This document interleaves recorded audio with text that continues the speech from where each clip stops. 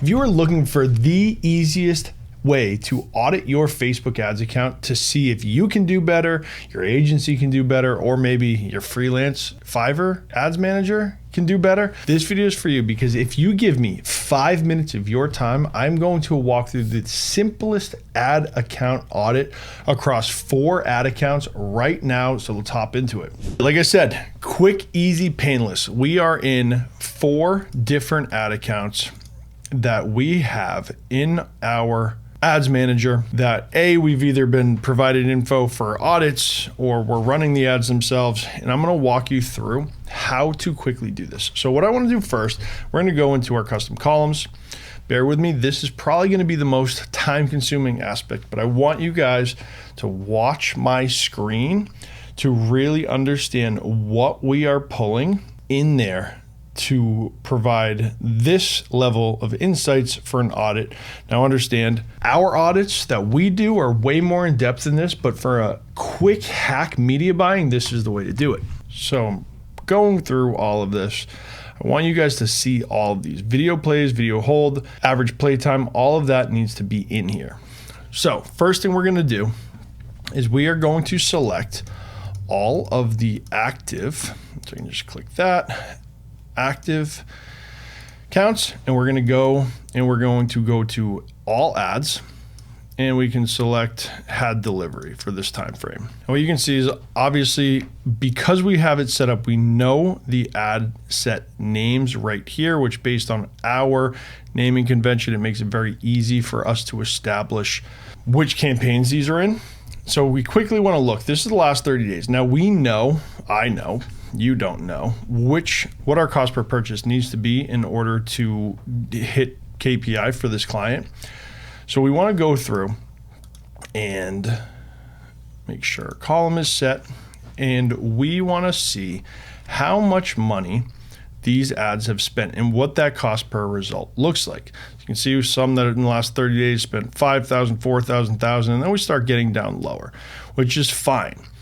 What I want to do is start to isolate ads like this one that have a $63 cost per purchase. This ad, which luckily is now turned off, at a $76, $70. This one actually should be turned off. $158, that should be turned off, which it is. Luckily, $36, $47, $32, $63. Now, if we look over the last 7 days, we're actually at really good KPI here, which is why that one's still on. We can turn this one back on. 33, 47, 148 is off, beautiful. 37, 57 off, beautiful. 52 product catalog, 61 off. So you can start to look at which ads are over KPI. Forget about campaigns, forget about ad sets. That is it. Let's hop into the next account. This is the hack to media buying for efficiency. So let's go over here, go to all ads. We're going to go last 30 days, amount spent, cost per purchase. This one, way too high. Now, granted, this is not one of our accounts, but I just want to show you how quickly inefficiencies can happen within an ad account. And what I'm doing right now is really a very simplified version of media buying for efficiency. If it hits CPA or it's over 1.5x the CPA, then just turn the ad off.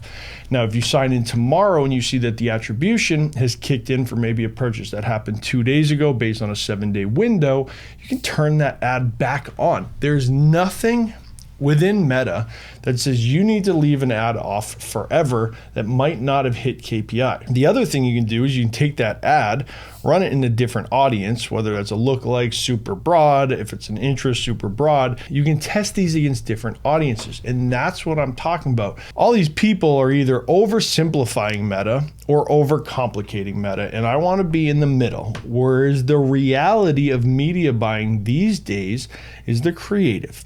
And so when it comes to this, if your cost per acquisition or cost per purchase target needs to be $80, and then we look over here and there's a cost per purchase for $200, you just lost $120 plus whatever your cost of goods is, which is another $20 to $30. You literally just lost $160 by selling that one product. So what I'm showing you is a simplified version of media buying. Let's keep going. So in here, obviously that one's off. 155 needs to be off. 151 needs to be off. 269, luckily that is off. 83 should be back on. 98, it's teetering. But then you go over here, and if we just sort by highest, if Meta would work for me, which it is not, you can quickly see off, off. This should be back on, and it's simple. It is that simple. So let's get into the next ad account. This one is crazy. This is an account that we audited, and you can see if we go to active ads and we just select ads, I want to search for amount spent, and I don't have my campaign column, so we're just going to go down to conversion process. At first glance, looks amazing. 8% click-through rate, 10.4, 10, 12. The offer on this brand is phenomenal. Amount spent, and if we go over, now granted, we're at a one-day click for most of these ads. Meta purchases, cost per purchase, all look phenomenal, but I do know what the cost per purchase needs to be coming in at. And for a ROAS, we're gonna start just looking at cost per purchase. Again, $25 needs to be off. $22 needs to be off. $11, that's a great ad right there. Coming in, only $540 spent, $1,800 generated. But you can see right here, this one's a little different because currently there's just too many campaigns going. 26 live campaigns over the last 30 days, too many. Especially with this budget, it is not a significant budget to have that many. You can quickly look, 281, 167, 240. Let's just look at those. The budget is being spread out so thin that none of these are actually able to get volume behind them. We're only talking like $18 and $14 cost per purchases. Those should be scaling way more, but they've only spent $3,300 and $1,800 and $2,300 with no real purchase volume coming through. So these need to be increased based on the budgets. But because there's 26 campaigns, essentially cost per purchase is only $13. And if you're running at a $100 a day budget, you're literally not able to get as much as you need. Other things, these are all Advantage Plus, neither here nor there. That's why we have been brought on to clean this account up. But overall, these look great, but they're so diluted by all of the other campaigns in ads within this ad account. So then if we sort by ROAS, you can see some clear winners up here, like crushing it. Obviously no volume, so kind of a fluke. But then as you scroll down across these 202 ads that were active during this time period, we can start seeing down here, all of these ads have completely burned through any efficiency that those ads had up above. That's why I like going through and just doing this exercise to see where things are, all of these bleeding budgets.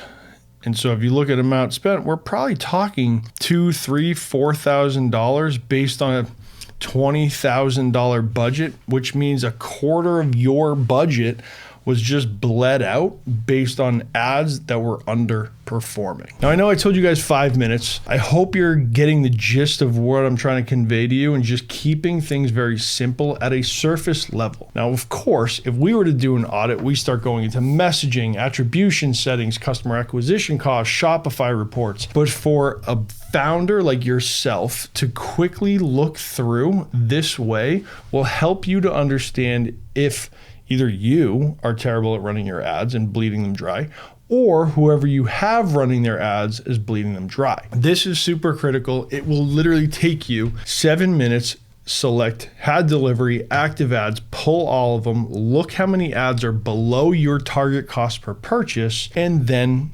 start turning them off and start firing. I hope you guys enjoyed the video. We'll see you in the next one.